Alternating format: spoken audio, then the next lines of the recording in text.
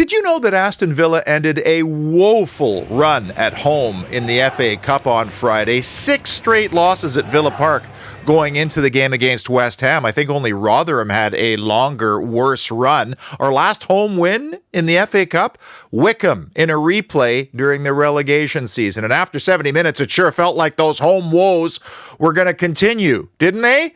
Presented as always by 24/7 Services, a slightly shorter show today as we review Villa 2, West Ham United 1.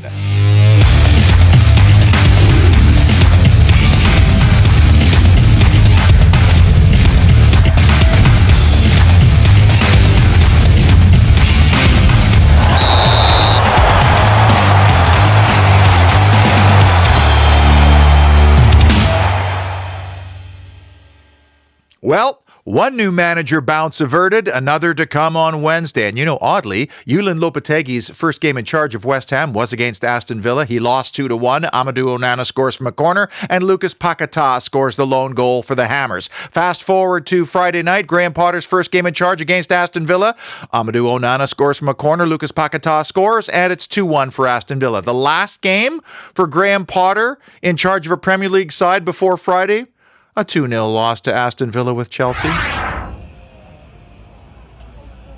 I did not have a senior correspondent at this game as both Samir and Alex were unavailable. Paul White from the rebranded We Are Villains Facebook group was there.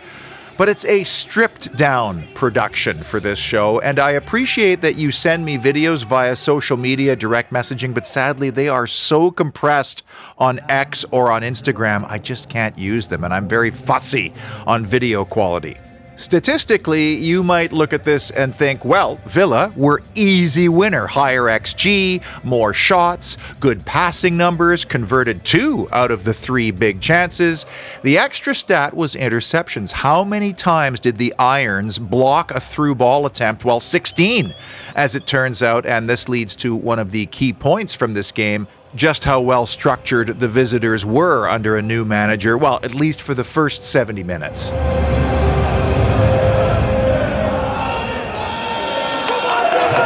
How about this for an historical stat?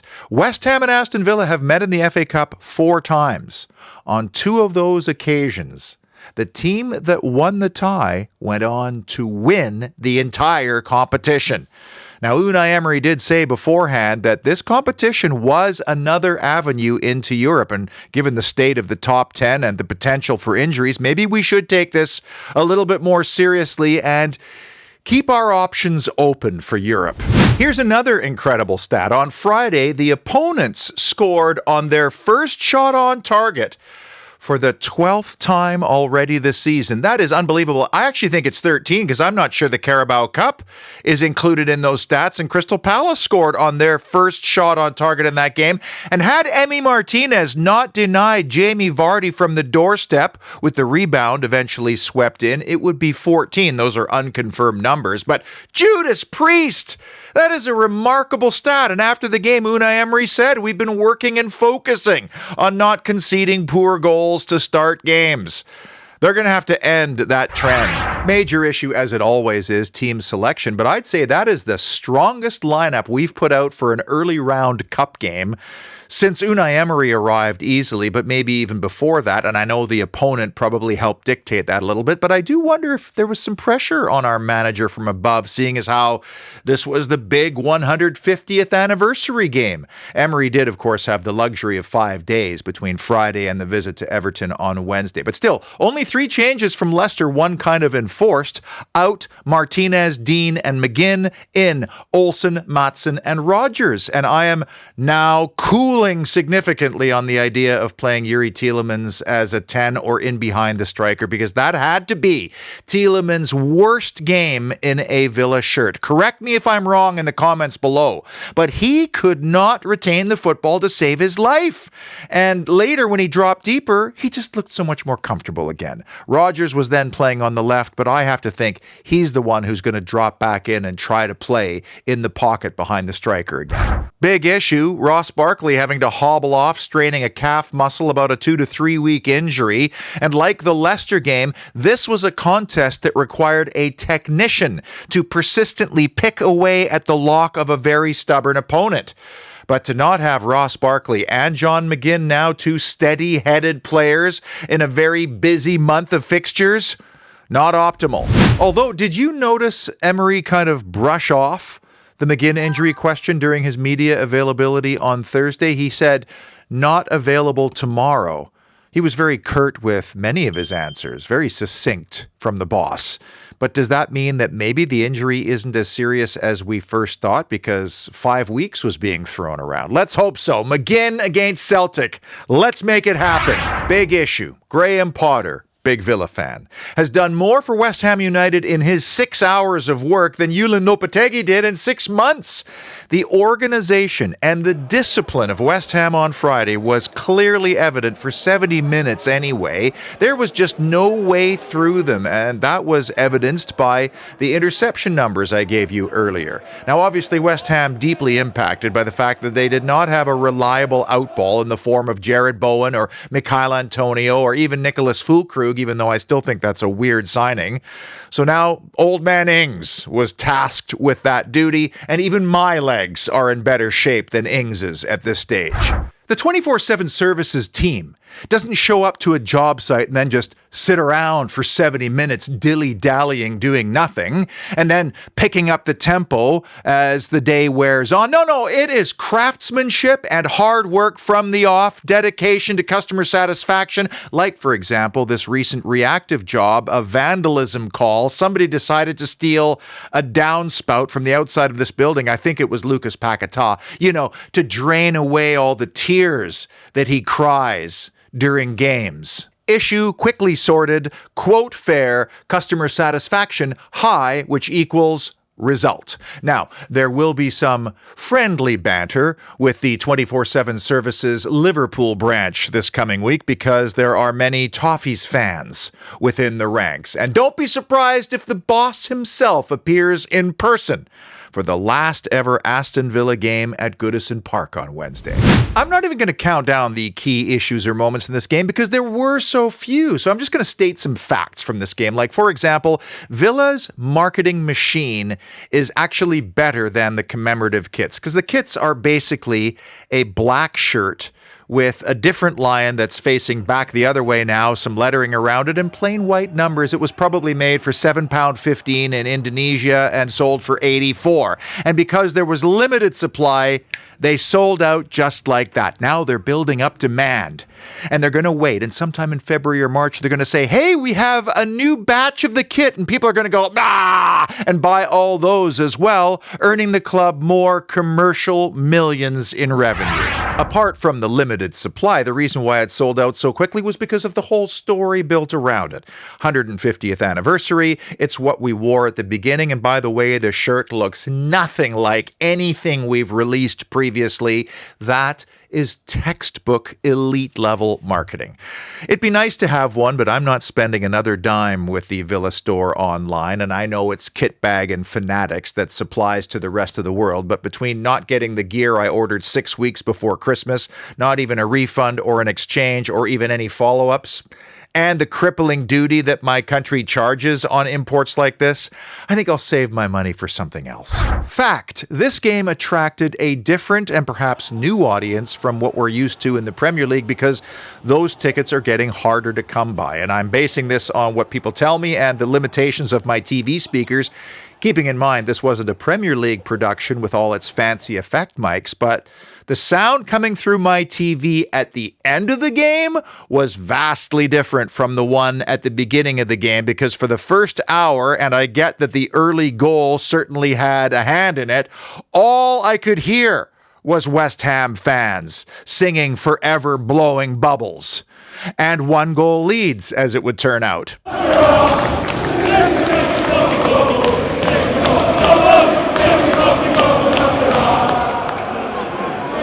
Fact, Jacob Ramsey, as a substitute, once again showed a spark plug-like effect after coming on, and he was energetic, he was lively, he was confident. Shame he couldn't dust it with the one that he rang off the upright. But if we can get JJ playing like that right from the very beginning, well then we have options on the left-hand side, and maybe we can explore Morgan Rogers moving infield and playing in the pocket behind the number 9, even though that's been sort of a topsy-turvy learning curve for Big Morgs. Fact: Lucas Paquetá is the biggest cheat in the Premier League, and maybe even in world football.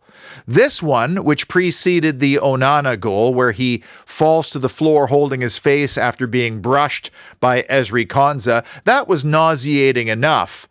But this one was downright embarrassing, not just to his club, his teammates, his fans, but the entire Premier League.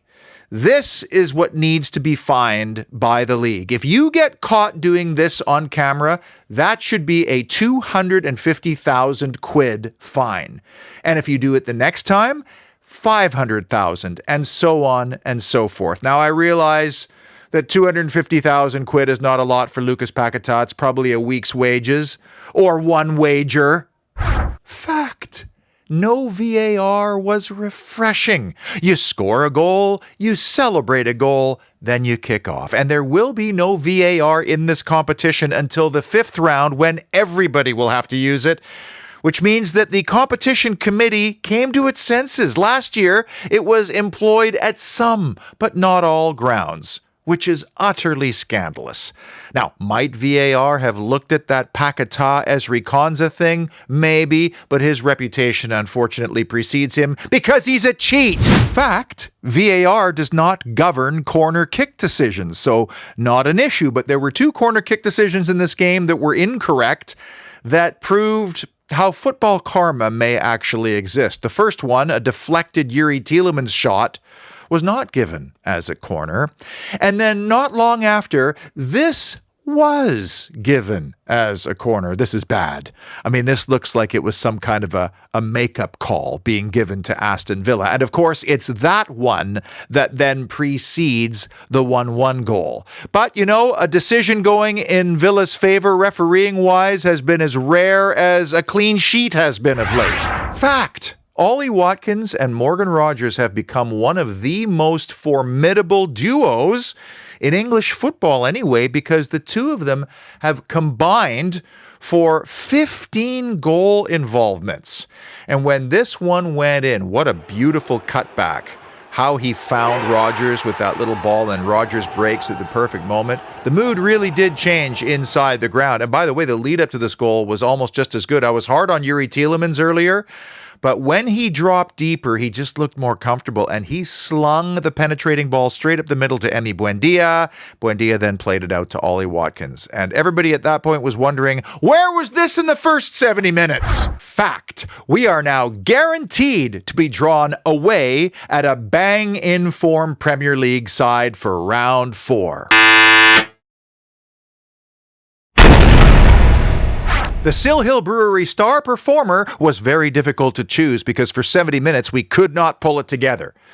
But I'm going to give it to Amadou Onana. Now, this would have been a difficult game to have to step into, and Onana admitted afterwards that he had several small injuries and a virus, but now he's feeling fresh as a daisy, and he looked it. He was sharp, and he made a huge contribution in this game. He just wanted it that little bit more than anybody else when Fabianski spilled some crumbs in the 6-yard box. And how much do you think Onana's looking forward to Wednesday, by the way? I'm going to toast Amadou Onana with the Holy Trinity Ale, available only at the tap room in Aston, and I thank you for sampling it, which supports this show. And the beer, by the way, has been described as light and fruity. I'll take it over, say, flat and bitter. Next up, new manager bounce, game number 2, our last ever at Goodison Park. And David Moyes returning to Everton represents the longest time between the original and a sequel since Top Gun and Top Gun Maverick. We did beat Duncan Ferguson when he was in temporary charge there. Steven Gerrard actually won that game, if you can believe it. And I don't want to jinx things, but we haven't lost at Everton since 2015, and we haven't conceded there in the last 3 visits. Emi Buendia also has this funny habit of scoring in this fixture, and I would love for our little Argentine scamp to do it again, because he's been a bit of a spark lately and his future is a little bit unclear at the moment. Update: since we last spoke, Jadon Philogene sold permanently to Ipswich Town for around 22 or so million plus sweeteners. That feels like a sale of opportunity. And I got to tell you, I think it's great business. We sold him to Hull for 5, bought him back for 14, so that's a net spend of 9. Now sold him again for 22. So what? That's 12 million in profit plus some sell-on clauses, I'm sure. Great potential, but you got to show it outside of just the preseason and in the championship. And when Unai Emery said publicly his adaptation was going slower than expected, that's a sign that he wasn't onboarding and learning quickly enough, which was also, I believe, an issue for Cameron Archer. Another great sale in the end. Best of luck to both of them, but we're not a wait-and-see club anymore. We are a here-and-now club. It sounds like we're getting closer to Daniel Malen, and when you consider the Jadon Philogene income I just talked about against his 25 million reported fee, well then we're basically getting a consistent scorer, right-sided but versatile attacking player in his prime for about, 12 million? I mean, that's a massive upgrade to our squad because Philogene wasn't contributing and Bailey's been inconsistent. It also sounds like Oscar Mingueza is our top right-back candidate. It's down to him.